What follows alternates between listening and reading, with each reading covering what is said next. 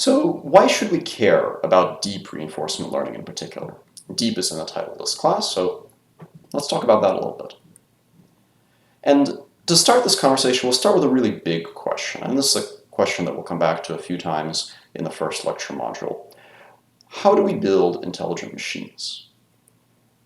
And by this, I really mean literally what it says at the top, intelligent machines, the kind of machines that we see in cartoons, our robot butlers, robot helpers that help with medical care, or even science fiction robots that pilot starships, or if you're a little bit more mischievously inclined, evil robot villains.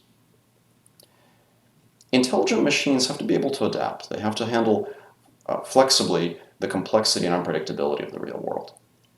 If we wanted to build, for instance, an autonomous oil tanker, that would not be very difficult to do today. While it's hard for humans to figure out how to navigate the ocean to reach a destination half a world away, a combination of GPS and motion planning can actually solve this problem reasonably well. However, most oil tankers still have human crews on board. Why is that? Well, it's because when something goes wrong, when something breaks in the engine room, you really need a person to go down there and fix it, while navigating the oil tanker is comparatively not a very difficult artificial intelligence problem. Fixing something when it goes wrong with current technology is exceedingly difficult. The difficulty really comes from the fact that the real world is unstructured and unpredictable, and a very powerful technology for handling the unstructured and unpredictable nature of the real world that we have at our disposal is deep learning. In deep learning, we train a very large, heavily overparameterized model, like a deep neural network, to map inputs to outputs.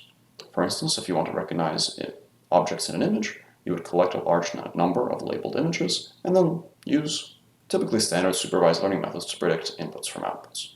But deep learning is fundamentally about the choice of large overparameterized models more than it is about the choice of the algorithm. We've seen deep learning methods succeed at tasks ranging from image classification to translating text, even directly from images, to recognizing human speech. And these are all open world settings, in the sense that you need models that generalize effectively to things they've never seen before, and all sorts of weird special cases and unusual situations can arise. Reinforcement learning provides a formula for behavior. As I mentioned before, it provides a mathematical way of thinking about sequential decision making. In reinforcement learning, an agent interacts with the world, gets observations and rewards, and these kinds of methods have been used in combination with deep neural networks for a variety of applications where you do have to handle flexibly unusual and unpredictable situations. For instance, one of the earliest successes of the combination of reinforcement learning and neural networks has been in learning to play the board game of backgammon. This is a system called TD Gammon that learned to play backgammon at the level of an expert human. Not quite at the level of beating the champion human player, but at a very proficient level. The technology behind AlphaGo, which defeated the human champion for Go 2016, in many ways had a lot in common with TD Gammon back in the 90s. Deep reinforcement learning methods, meaning reinforcement learning algorithms that use deep neural networks, have been used for tasks ranging from robotic locomotion to robotic manipulation skills, playing video games, and so on. So what is DeepRL exactly? And why should we care about it? Well, to understand the importance of DeepRL and the difference that it makes in reinforcement learning methods, let's start with an example from a different domain, an example from computer vision, to see why it is that deep neural networks have such a transformative effect on the capabilities of machine learning systems. So if we go back in time, maybe about 15 to 20 years, and see how computer vision was typically done, we would see something like this. You start with pixels in an image, and then you extract some hand-designed low-level visual features from those pixels, like for instance a histogram of oriented gradients. Then you might extract some mid-level features, like a deformable parts model, for example, and then on top of those mid-level features, you would train some simple linear classifier, like a support vector machine, to actually classify the thing that you want. Now with deep learning, the deep neural net performs much the same function. Internally it has mid-level features and low-level features and a classifier. The difference is that these now don't have to be designed by hand. They're actually learned end-to-end by the deep neural network. This not only means that we save a lot of human effort in designing all those features, but it also means that the features are optimally adapted to the tasks that they actually have to solve. So you don't just get some generic histogram warring gradients features, you get the right features for classifying tigers from jaguars. Now let's think about how this lesson maps on to the reinforcement learning setting. Let's think about the game of backgammon. If you wanted to use standard reinforcement learning methods, you would have to extract features from the game of backgammon somehow. What kind of features do you use?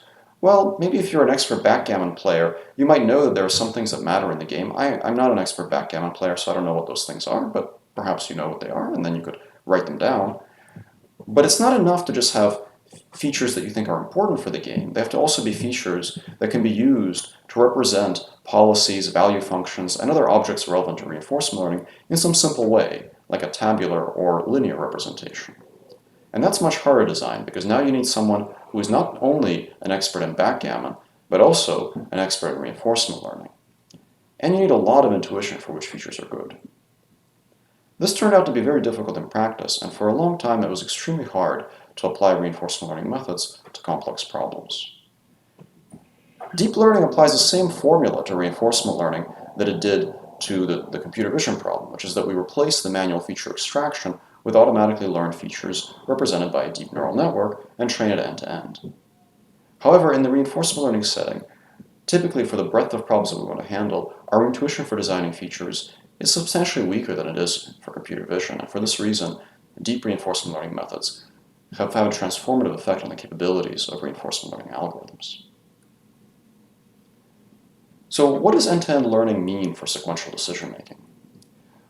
Well, first, let me explain what it means to not have end-to-end learning. When you don't have end-to-end learning, that means that you have to handle the recognition part of the problem and the control part of the problem separately.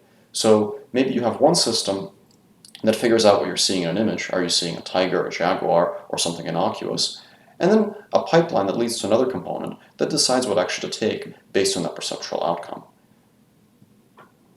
And you would train your perception system to be a good perception system and recognize what you're seeing accurately. And you would train your control system to be a good control system to take the right actions. But because the perception system is trained separately, it's not informed by the demands of the behavioral system.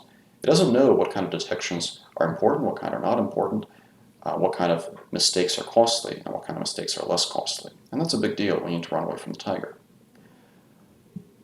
An end-to-end system closes the sensory motor loop. It actually trains the entire system end-to-end, performing both perception and control, acquiring both visual and behavioral features, directly informed by the final performance of the task. Here's what that means in some example application scenarios. If you want to do robotic control, a traditional robotics pipeline will consist of stages, taking in observations, estimating the state, such as the positions of objects, doing a little bit of modeling and prediction, figure out how those objects will behave in the future, doing some planning based on that modeling and prediction, doing some low-level control on top of that, and so on. Importantly, each stage in this process can incur some error. You could make a mistake in detecting where the object is, at which point the plan you construct might not have any meaningful effect in the real world because it's based on false premises. An end-to-end approach would overcome this issue because each stage in this pipeline would be informed by the demands of the next stage down the line. So you could imagine a deep reinforcement learning approach to robotic control where you have a convolutional deep neural network that performs both perception and action. So images from the robot's camera are fed into the bottom of this network, and outputs from the end are fed into the robot's actuators. This kind of sensory motor loop sort of represents a little microcosm of a brain for this robot with a little visual component, a little behavioral component, but all of them are trained end-to-end for the final performance of the task.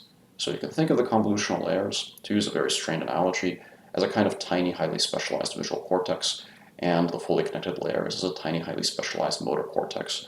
But they're all trained end-to-end, and because of that, they'll end up doing whatever is optimal for the task within the capabilities of their representational capacity.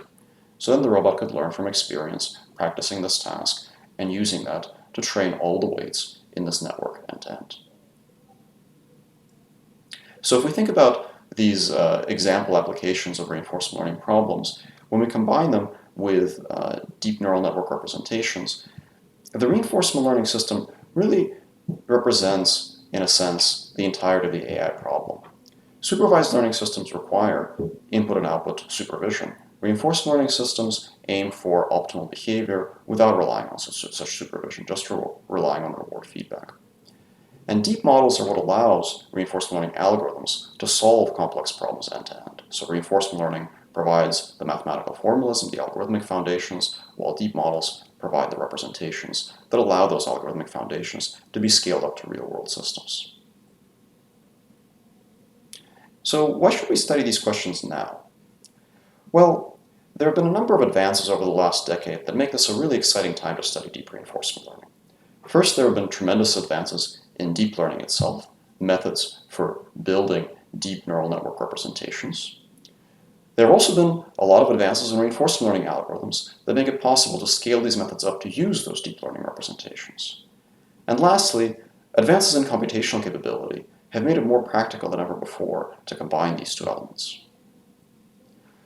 That said, the basic foundations of deep reinforcement learning are not by any means new. For instance, there have been textbooks on neural networks for control going back decades, going back to the 1980s. Work even from the 90s has actually discussed many of the ingredients that are part of cutting-edge research today. For instance, this PhD thesis from 1993 says a few things that modern deep reinforcement learning researchers would find very familiar, such as reinforcement learning can be naturally integrated with artificial neural networks to obtain high-quality generalization. Experience replay is a simple technique that implements this idea. We'll learn about experience replay later in the course. Instructive training instances provided by human teachers can result in significant speed up. That's, we call that curriculum learning or imitation learning. Hierarchical learning. Reinforcement learning agents can significantly reduce learning time by hierarchical learning. That's a cutting-edge research topic in DeepRL today. And reinforcement learning agents can deal with a wide range of non-Markovian environments by having a memory of their past. And we'll talk about integrating memory and recurrence into deep learning methods. And of course, these methods have had enormous successes in the past too, such as the TD-Gammon system that I mentioned before, which was actually done in 1996, more than 20 years prior to AlphaGo. But in recent years, we've seen some pretty tremendous advances. Deep reinforcement learning algorithms that can directly learn to play video games directly from raw image pixels, robotic systems that can learn a wide range of highly generalizable skills, and deep reinforcement learning algorithms that can even beat the world champion at Go.